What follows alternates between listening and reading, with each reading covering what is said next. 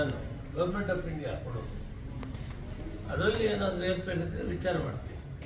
Sir, ಈಗ ಪದೇ ಪದೇ CM ಬದಲಾವಣೆ ಕೂತು ಕೇಳ್ತಾ ಇದೆ. ಹೈಕಮಾಂಡ್ ಎಚ್ಚರಿಕೆ ಕೊಟ್ಟರು ಸಹಿತ ಪದೇ ಪದೇ CM ಬದಲಾವಣೆ ಆಗ್ತಾರೆ ಅಂತ, ಅದು ನಿಜಾನ ಸರ್? CM ಬದಲಾವಣೆ ಆಗಲ್ಲ, ಅವರೇ ಇರ್ತಾರೆ. ಈ ಪರಮೇಶ್ವರ್ ಅವರೆಲ್ಲ ದೆಹಲಿಗೆ ಹೊಂಟಿದ್ದಾರೆ ಸರ್. ಈ DK ಶಿವಕುಮಾರ್ ಅವರು ದೂರ ಕೊಡೋಕ್ಕೆ ಅವ್ರ ಅಭಿಮಾನಿಗಳೆಲ್ಲ CM ಅವರೇ ಅಂತ ಹೇಳ್ತಿದ್ದಾರೆ ಅಂತ ಹೇಳಿ. ಆ ವಿಷಯ ನನ್ನ ಗಮನಕ್ಕೆ ಬಂದಿಲ್ಲ. ಸರ್, ಇವತ್ತಿನ ಕಾರ್ಯಕ್ರಮ ನನ್ನ ಹತ್ರ ಅವರು ಆ ವಿಷಯದಲ್ಲಿ ಚರ್ಚೆಯನ್ನು ಮಾಡಿಲ್ಲ. ಇವತ್ತಿನ ಕಾರ್ಯಕ್ರಮ ನಾವು ಕನ್ಸ್ಯೂಮರ್ಸ್ ಕೋರ್ಟನ್ನು ಈ ದಿನ ಪ್ರಾರಂಭ ಮಾಡ್ತೀವಿ. ಸುಮಾರು 7 ಜಿಲ್ಲೆಗಳಿಗೆ ಇದಕ್ಕೊಂದು ಪರಿಹಾರ ಸಿಗ್ತದೆ. ಕನ್ಸ್ಯೂಮರ್ಸು ಪ್ರಾಬ್ಲಮ್ಸ್ ಏನಿದೆ ಗ್ರಾಹಕರು, ಆ ಪ್ರಾಬ್ಲಮ್ಸನ್ನು ನೇರವಾಗಿ ಈ ಕೋರ್ಟ್ಗೆ ಅವರೆಲ್ಲ ಬೆಂಗಳೂರಿಗೆ ಬರೋ ಕೆಲಸ ಇರಲ್ಲ. ಅವರು ಇಲ್ಲೇ ಅವರ ಅಹವಾಲುಗಳನ್ನು ಸ್ವೀಕರಿಸಿ ಅವರಿಗೆ ನ್ಯಾಯ ಮಾಡೋದಕ್ಕೆ ಇವತ್ತು ನಮ್ಮ ಜಿಲ್ಲಾ ಉಸ್ತುವಾರಿ ಸಚಿವರಾದಂಥ ಸತೀಶ್ ಜಾರಕಿಹೊಳಿ ಅವರು ಮತ್ತು ಈ ಭಾಗದ ಶಾಸಕರು ಮತ್ತು ನಾವು ಮತ್ತು ಲಕ್ಷ್ಮೀ ಹೆಬ್ಬಾಳ್ಕರ್ ಒಟ್ಟಿಗೆ ಸೇರಿ ಈ ಕಾರ್ಯಕ್ರಮವನ್ನು ಇವತ್ತು ಮಾಡ್ತಾ ಇದ್ದೀವಿ. ಸರಿ, ಅದಾದ ಮೇಲೆ ನಾನು 3 ಗಂಟೆಗೆ ಸುವರ್ಣಸೌಧದಲ್ಲಿ ನಮ್ಮ ಬೆಳಗಾಂ ರೆವಿನ್ಯೂ ಡಿವಿಷನ್ ಬರುವ ಎಲ್ಲ ಜಿಲ್ಲೆಗಳ ಡಿ ಡೆಪ್ಯೂಟಿ ಡೈರೆಕ್ಟರ್ಸು, ಆಮೇಲೆ ನಮ್ಮ ಇಲಾಖೆಯ ಮೌಲ್ಯಮಾಪನ ಇಲಾಖೆಯ ಅಧಿಕಾರಿಗಳು ಮತ್ತು ಫುಡ್ ಕಾರ್ಪೊರೇಷನ್ ಅಧಿಕಾರಿಗಳು ಎಲ್ಲರನ್ನೂ ಒಟ್ಟಿಗೆ ಕರೆದಿದ್ದೀನಿ. ಇಲ್ಲಿನ ಕಷ್ಟಗಳೇ ಹಿಂದೆ ಎಲ್ಲ ಪರಿಶೀಲನೆ ಮಾಡಿ ಅದನ್ನು ಬಗೆಹರಿಸೋದಕ್ಕೆ ಪ್ರಯತ್ನ ಮಾಡ್ತೀನಿ. 5 ಗಂಟೆ ಅಷ್ಟೊತ್ತಿಗೆ ಮಾಧ್ಯಮ ಮಿತ್ರರನ್ನು ಕೂಡ ಕರೆದಿದ್ದೀನಿ.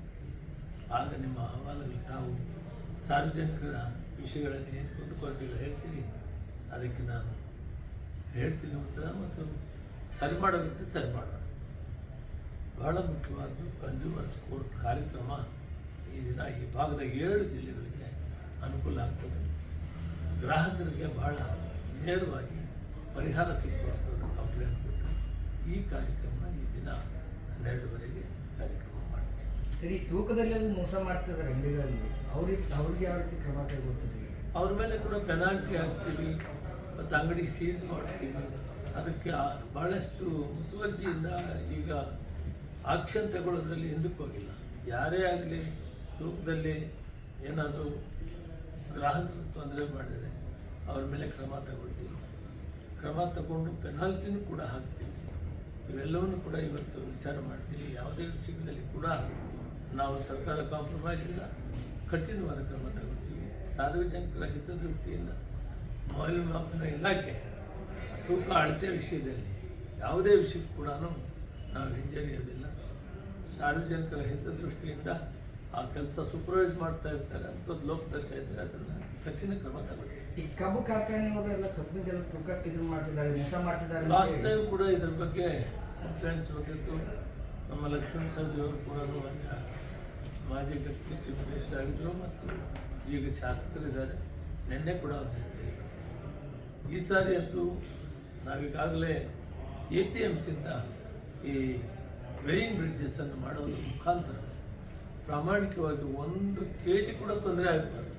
ಅದು ಕಡೆ ಕಬ್ಬು ಕಟಾವು ಮಾಡೋ ರೈತ ಕಾರ್ಮಿಕರಿಗಾಗಿ ಅಥವಾ ಕಬ್ಬು ಬೆಳೆದಿರೋನಿಗಾಗಿ ಯಾವುದೇ ಥರವಾದ ತೂಕದಲ್ಲಿ ವ್ಯತ್ಯಾಸ ಆಗಬಾರ್ದು ಅಂತ ವಿಶೇಷವಾಗಿ ಮಾನ್ಯ ಮುಖ್ಯಮಂತ್ರಿಗಳು ಸಿದ್ದರಾಮಯ್ಯನವರು ಇದಕ್ಕೆ ಹಣವನ್ನು ಕೂಡ ಒದಗಿಸಿದ್ದಾರೆ. ನಾವು ಎಲ್ಲ ಕಬ್ಬು ಶುಗರ್ ಕಾರ್ಖಾನೆ ಏನಿದೆ ಸುಮಾರು 78-79 ಇರ್ಬೋದು, ಆ ಎಲ್ಲ ಕೂಡ ವೇಯಿಂಗ್ ಮಿಷಿನ್ಸನ್ನು ಸಪ್ರೇಟಾಗಿ ನಾವೇ ಹಾಕಿ ತೂಕದಲ್ಲಿ ತೊಂದರೆ ಆಗದಂತೆ ರೈತನಿಗಾಗಲಿ ರೈತ ಕಾರ್ಮಿಕನಿಗಾಗಲಿ ರಕ್ಷಣೆ ಮಾಡೋದಕ್ಕೆ ಒಂದು ನಿರ್ಣಯ ತೆಗೆದುಕೊಂಡಿದ್ದೀವಿ. ಅದರಂತೆ ನಾವು ಆ ಕೆಲಸವನ್ನು ಸ್ಟಾರ್ಟ್ ಮಾಡ್ತಾ ಇದ್ದೀವಿ. ಸರ್, ನವೆಂಬರ್ನಲ್ಲಿ CM ಬದಲಾವಣೆ ಆಗ್ತಾ ಇದೆ, ಚರ್ಚೆ ಆಗ್ತಾ ಇದೆ ಸರ್, ಇದು ನಿಜಾನಾ ಸರ್? ಇದು ಮಾಧ್ಯಮದವ್ರು ನೀವೇ ಜಾಸ್ತಿ ಹೇಳ್ತಾ ಇದ್ದೀರಿ. ನನ್ನ ಪ್ರಕಾರ ನಾನು ಹೇಳ್ತಾ ಇದ್ದೀನಿ, ಇದಕ್ಕೊಂದು ಹೈಕಮಾಂಡ್ ಇದೆ. ಮಾನ್ಯ ಮುಖ್ಯಮಂತ್ರಿಗಳು ಈಗ ಸರ್ಕಾರ ಚೆನ್ನಾಗಿ ನಡೆಸ್ತಾ ಇದ್ದಾರೆ. ಅವ್ರನ್ನ ಬದಲಾವಣೆ ಪ್ರಶ್ನೆನೇ ಇಲ್ಲ. ಅದನ್ನು ಸುಮ್ಮನೆ ನಾವು ವಿನಾಕಾರಣವಾಗಿ ಬದಲಾವಣೆ ಅಂತ ಮಾತಾಡೋದು ಕೆಲಸ ಒಳ್ಳೆ ಕಾರ್ಯಕ್ರಮ ಕೊಟ್ಟಿದ್ದೀವಿ, ಗ್ಯಾರಂಟಿ ಕಾರ್ಯಕ್ರಮ. ಈಗ ನಾಳೆ ಒಳ್ಳೆ ಬಡ್ಜೆಟ್ ಕೂಡ ಕೊಡ್ತಾರೆ. ಆ ಸಾರ್ವಜನಿಕರ ಹಿತದೃಷ್ಟಿಯಿಂದ ಕೆಲಸ ಒಳ್ಳೇದು ಮಾಡ್ತಾರೆ, ಬದಲಾವಣೆ ಪ್ರಶ್ನೆ ಇಲ್ಲ.